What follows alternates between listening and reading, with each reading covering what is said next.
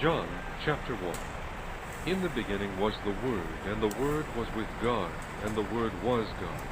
He was with God in the beginning. Through him all things were made. Without him nothing was made that has been made. In him was life, and that life was the light of men.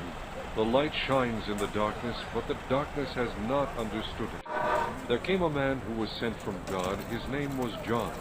He came as a witness to testify concerning that light, so that through him all men might believe.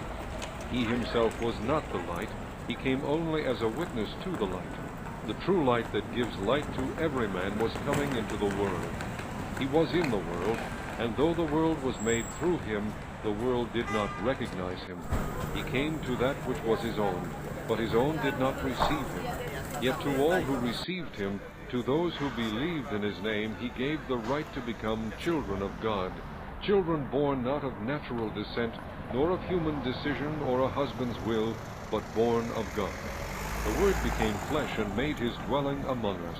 We have seen his glory, the glory of the one and only, who came from the Father, full of grace and truth. John testifies concerning him.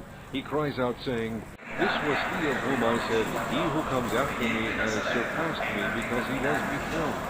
From the fullness of his grace we have all received one blessing after another. For the law was given through Moses.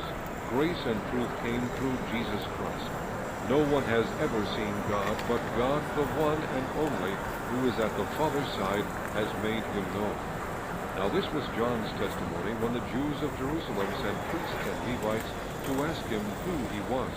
He did not fail to confess, but confessed freely, "I am not the Christ." They asked him, "Then who are you? Are you Elijah?" He said, "I am not." "Are you the prophet?" He answered, "No." Finally they said, "Who are you? Give us an answer to take back to those who sent us. What do you say about yourself?" John replied in the words of Isaiah the prophet, "I am the voice of one calling in the desert, make straight the way for the Lord." Now some Pharisees